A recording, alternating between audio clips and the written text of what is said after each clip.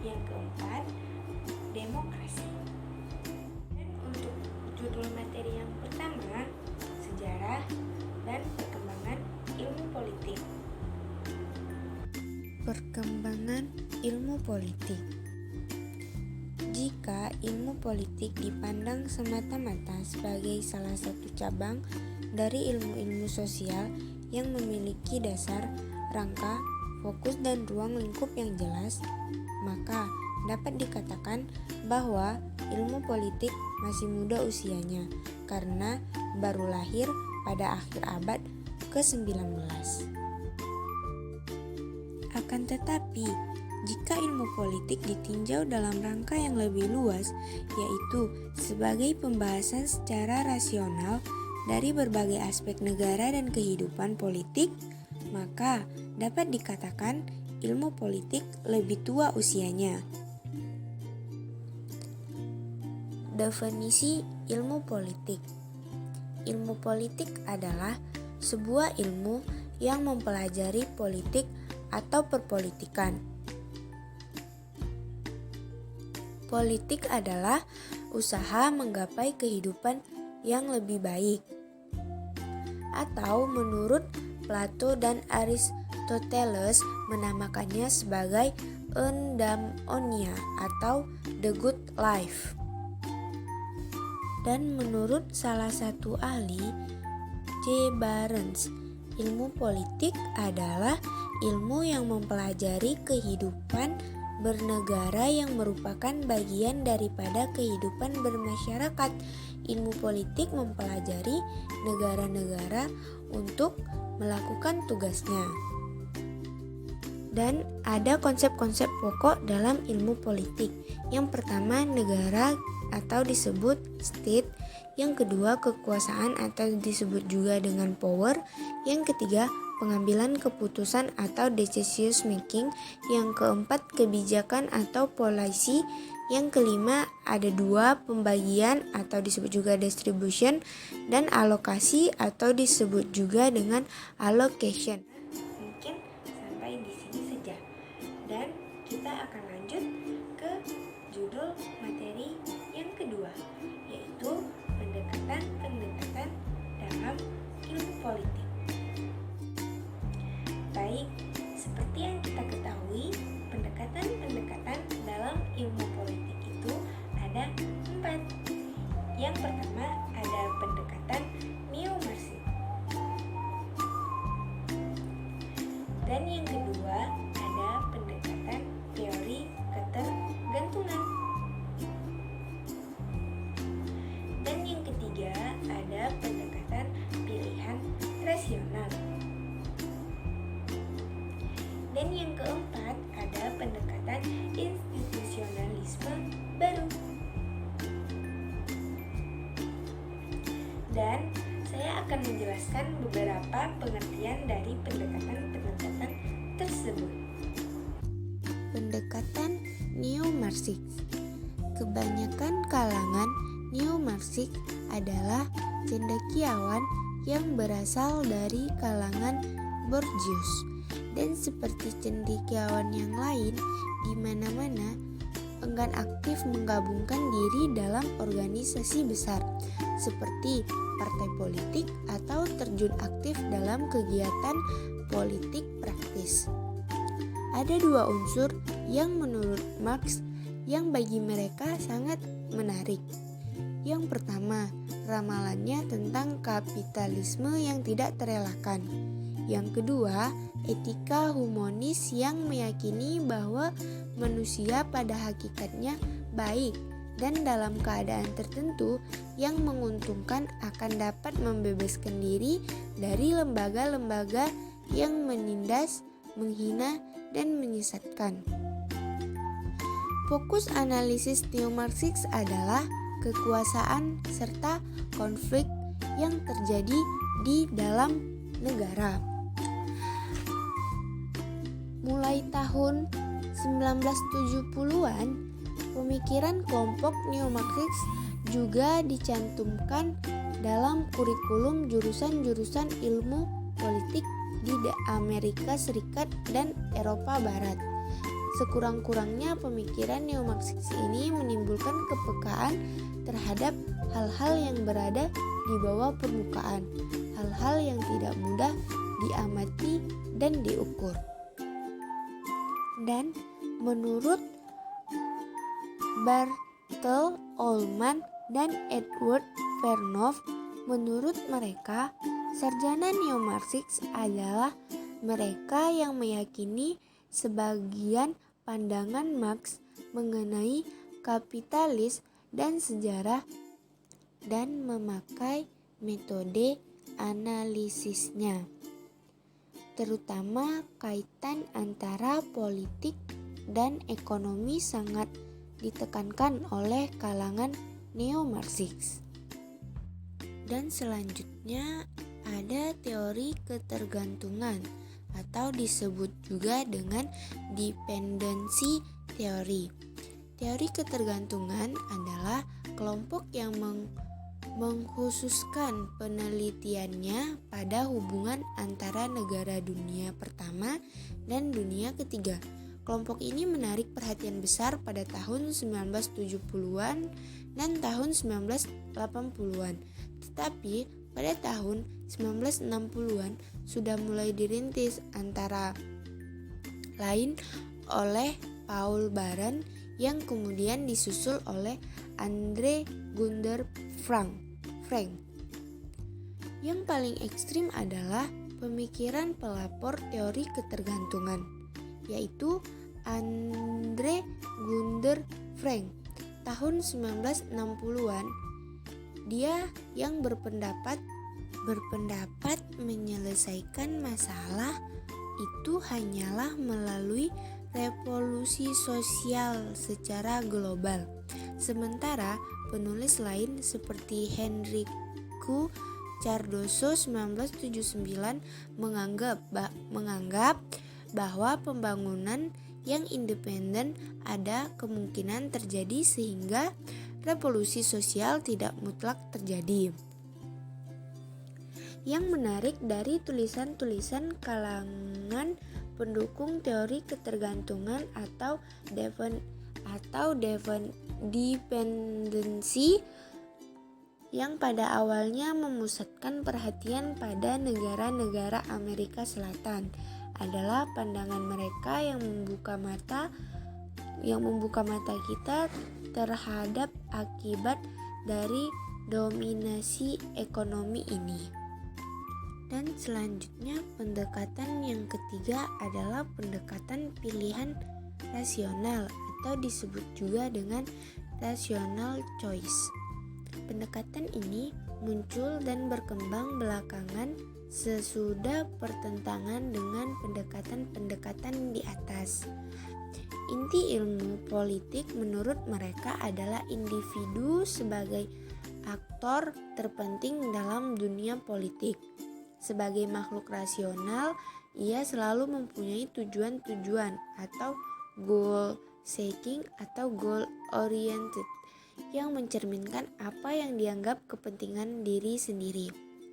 Sekalipun berbagi penganut, rational choice mempunyai penjelasan yang berbeda-beda. Substansi dasar dari doktrin ini telah dirumuskan oleh James B. Rule. James B. Rule sebagai berikut. 1.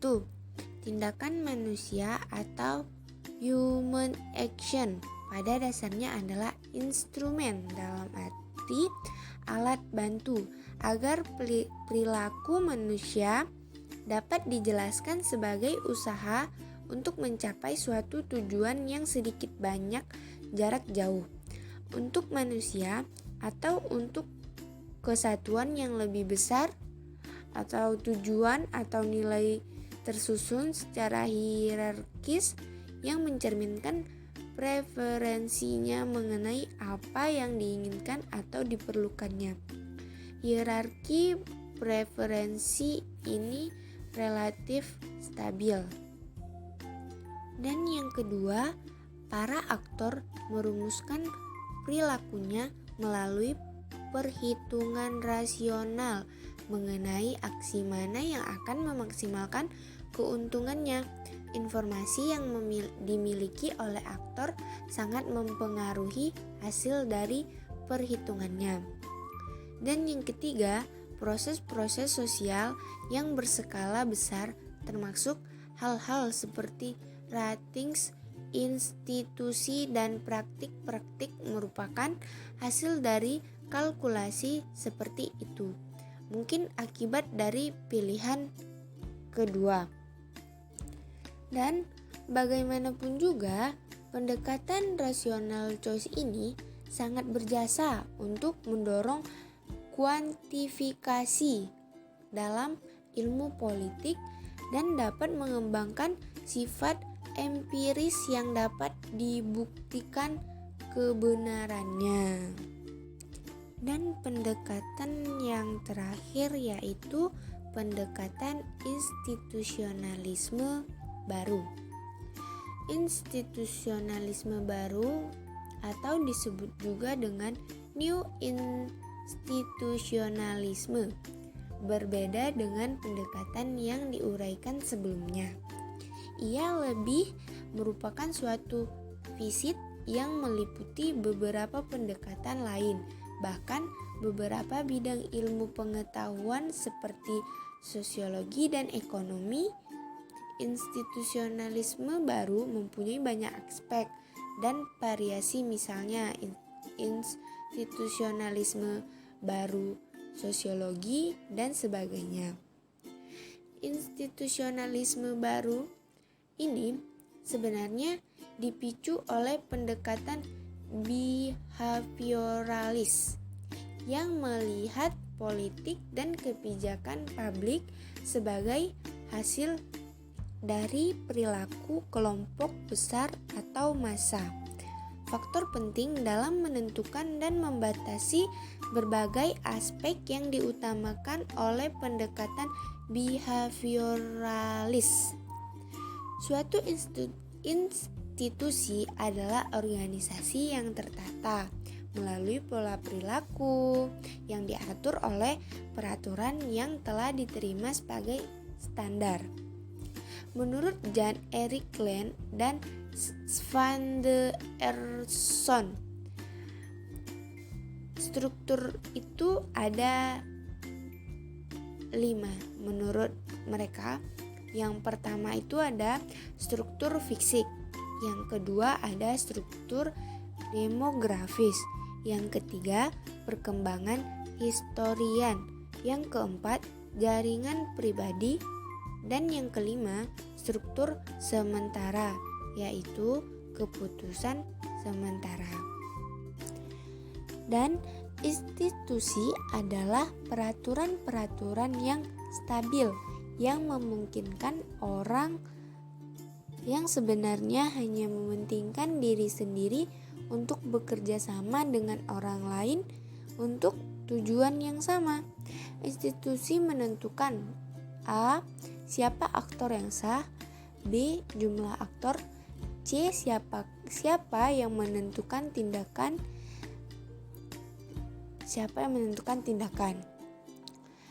Institusionalisme baru menjadikan sangat penting bagi negara yang baru membebaskan diri dari cengkraman suatu rezim yang otoriter serta represif. Dan perbedaannya dengan institusionalisme yang lama ialah perhatian institusionalisme baru ini lebih tertuju pada analisis ekonomi, kebijakan fiskal dan moneter pasca dan globalisasi ketimbang pada masalah konstitusi yuridis. Dan untuk judul materi yang ketiga adalah hubungan ilmu politik dengan ilmu sosial lainnya. Hubungan ilmu politik dengan ilmu sosial lainnya. Hubungan ilmu politik dengan ilmu sejarah, filsafat, sosiologi, antropologi, ekonomi, psikologi, geografi, dan hukum. Sebelum kita masuk ke pengertian-pengertian ilmu sosial lainnya, sebelumnya kita membahas dulu pendahuluan. Ilmu politik merupakan salah satu ilmu sosial yang memiliki kaitan dengan ilmu sosial lainnya. Dan kita pahami bahwa ilmu politik ini tidak bisa berdiri sendiri. Dan karena itu, politik membutuhkan ilmu-ilmu lainnya untuk memperkuat khasanah dari ilmu politik itu sendiri. Dan langsung saja kita membahas tentang hubungan ilmu politik dengan sejarah. Sejarah adalah alat yang paling penting bagi ilmu politik karena menyumbang bahan, data, dan fakta dari masa lampau. Kejadian dan fenomena politik yang terjadi masa sekarang memiliki kaitan dengan masa lampau. Dan sejarah menentukan terhadap politik dan kesadaran bernegara. Sejarah dalam ilmu politik memiliki pengaruh yang sangat besar. Kalau kita ingin bangkit, kita harus tahu sejarah. Itulah betapa pentingnya hubungan ilmu politik dengan sejarah. Dan selanjutnya kita akan masuk ke dalam hubungan ilmu politik dengan ilmu filsafat. Ilmu politik berkaitan erat dengan ilmu filsafat politik, yaitu bagian dari filsafat yang menyangkut kehidupan politik, terutama sifat hakiki asal mula dan nilai dari negara. Dalam pandangan filsafat Yunani kuno, filsafat politik juga mencakup atau erat hubungannya dengan moral ataupun filosofi dan etika. Pertanyaan-pertanyaan filsafat itu memiliki kolerasi terhadap pertanyaan dalam ilmu politik. Definisinya adalah usaha secara rasional dan sistematis mencari pemecahan atau jawaban atas persoalan universe atau alam semesta dan kehidupan manusia. Prinsip dari filsafat adalah mencari kebenaran daripada situasi kritis. Dan selanjutnya itu ada hubungan ilmu politik dengan ilmu sosiologi. Hubungan antara sosiologi dan politik sangat erat, terlebih sebagai disiplin ilmu. Meski berbeda dimensi, namun hubungan keduanya erat karena politik membutuhkan ilmu sosiologi untuk membantu memahami mengenai manusia dan masyarakat. Misalnya, dalam kasus konteks pemilu di Papua, itu yang memilih kepala suku. Kenapa bisa begitu? Ya karena kondisi masyarakat di sana seperti itu. Dan kalau dikatakan itu kecurangan, itu tidak curang secara sosial. Karena kondisi mereka seperti itu. Itu karena politik itu juga harus dinamis dan melihat sisi sosial masyarakat. Yaitu karenanya ada hubungan dengan ilmu sosiologi. Dan selanjutnya itu ada hubungan ilmu politik dengan ilmu antropologi. Antropologi adalah ilmu yang mempelajari tentang kebudayaan, maka akan sangat bermanfaat bagi ilmu politik.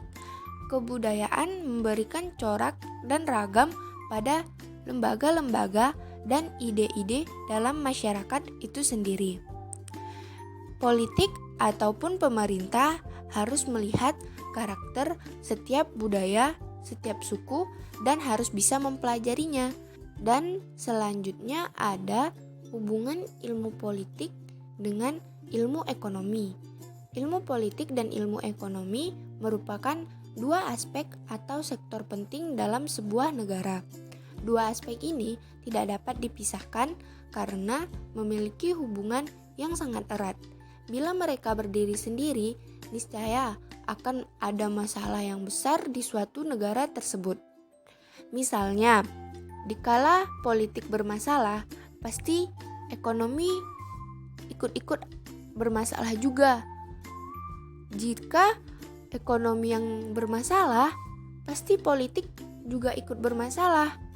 Karena itu, politik dan ekonomi diibaratkan dua sisi mata uang yang tidak dapat dipisahkan, saking mereka itu sangat penting.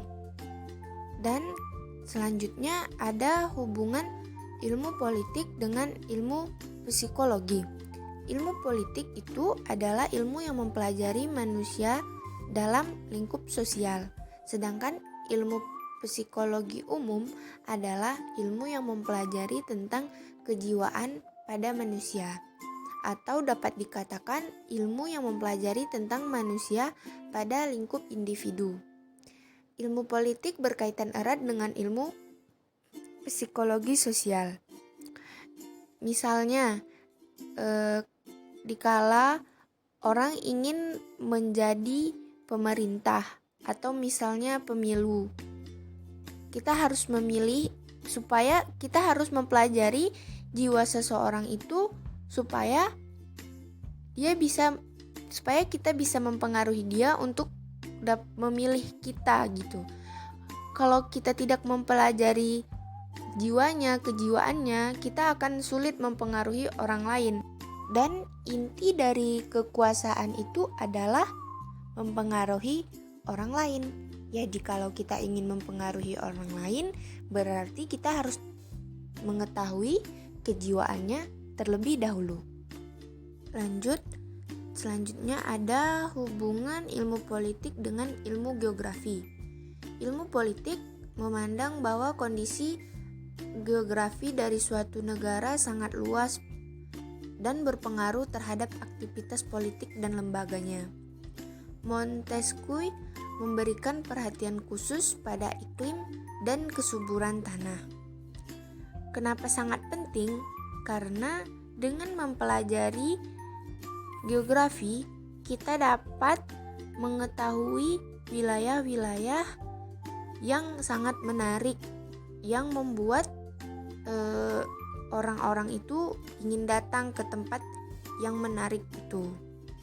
Dan ini yang terakhir, ada hubungan ilmu politik dengan ilmu hukum.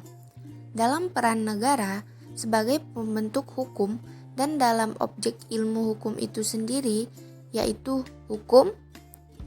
Hukum juga salah satu di antara sekian banyak alat politik yang dapat digunakan untuk mewujudkan kebijakan penguasa dan negara. Politik itu akan langgeng kalau hukum itu dikerjakan secara konsisten atau kekuasaan akan mendapat kepercayaan dari rakyat apabila negara atau pemerintah menjalankan hukum itu dengan sebaik-baiknya. Dan untuk judul materi yang terakhir adalah demokrasi. Demokrasi yang sering kita pahami adalah pemerintahan dari rakyat, oleh rakyat, dan untuk rakyat. Dan demokrasi yang baik harus dari rakyat yang cerdas. Setelah Perang Dunia Kedua, demokrasi menurut UNESCO merupakan dasar dari kebanyakan negara di dunia. Untuk pertama dalam sejarah, demokrasi dinyatakan sebagai nama yang paling banyak dan wajar untuk sistem politik. Dan langsung saja kita masuk ke dalam pokok pembahasan. Yang pertama ada demokrasi konstitusional. Yang kedua ada demokrasi parlementer. Yang ketiga ada demokrasi terpimpin. Yang keempat ada demokrasi Pancasila. Yang kelima ada demokrasi rakyat. Yang keenam demokrasi Soviet. Dan yang ketujuh demokrasi nasional. Dan kita akan membahas satu-satu demokrasi ini. Demokrasi yang pertama ada demokrasi konstitusional. Ciri khas dari demokrasi konstitusional adalah gagasan bahwa pemerintah yang terbatas kekuasaannya dan tidak dibenarkan bertindak sewenang-wenangnya terhadap negara-negaranya. Demokrasi konstitusional yang dibatasi oleh perundang-undangan dirumuskan oleh Lord Acton atau ahli sejarah Inggris, dengan mengingat bahwa perintah selalu diselenggarakan oleh manusia dan bahwa pada manusia itu tanpa kecuali melekat banyak kelemahan. Manusia yang mempunyai kekuasaan cenderung untuk menyalahgunakan kekuasaan itu, tetapi manusia yang mempunyai kekuasaan tidak terbatas pasti akan menyalahgunakan kekuasaan tersebut secara tidak terbatas pula. Dan yang kedua ada demokrasi parlementer. Demokrasi tertinggi ada di parlementer. Demokrasi parlementer merupakan suatu sistem demokrasi di mana parlemen memiliki kekuasaan tertinggi. Contoh negara yang memiliki sistem demokrasi parlementer adalah Australia, Malaysia, Inggris, dan lain-lain. Dan yang ketiga ada demokrasi terpimpin. Di Indonesia pernah dipraktekkan demokrasi terpimpin pada tahun 1959 sampai 1965. Ciri-ciri demokrasi terpimpin adalah 1. Dominasi dari presiden. 2. Terbatasnya peranan daripada partai politik. 3. Berkembangnya pengaruh komunis. 4. Meluasnya peranan ABRI sebagai politik. Yang keempat, demokrasi Pancasila. Demokrasi ini merujuk kepada nilai-nilai Pancasila dan UUD 1945. Yang pertama, ketuhanan yang Maha Esa. Yang kedua, kemanusiaan yang adil dan beradab. 3. Persatuan Indonesia. 4. Kerakyatan yang dipimpin oleh hikmat kebijaksanaan dalam permusyawaratan perwakilan. 5. Keadilan sosial bagi seluruh rakyat Indonesia. Dan yang kelima, ada demokrasi rakyat. Demokrasi rakyat disebut juga demokrasi proleter yang berhaluan Marxisme komunisme. Demokrasi rakyat mencita-citakan kehidupan yang tidak mengenal kelas sosial. Manusia dibebaskan dari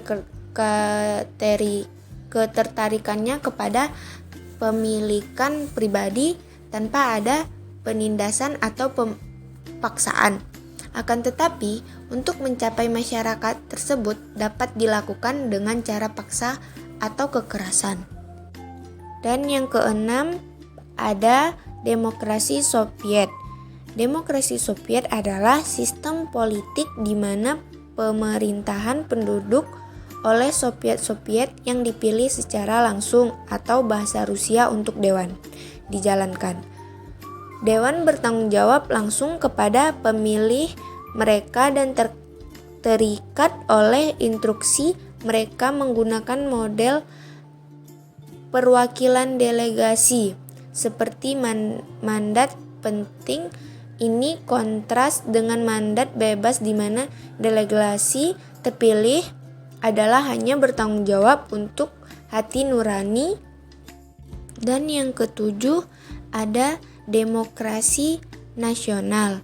Demokrasi nasional adalah suatu sistem pemerintahan di sebuah negara di mana kedaulatan tertinggi berada di tangan rakyat dan pelaksanaan kedaulatan ini berdasarkan pada undang-undang atau konstitusinya. Mungkin sampai di sini saja video saya. Terima kasih telah menonton. Lebih dan kurangnya saya mohon maaf. Assalamualaikum warahmatullahi wabarakatuh.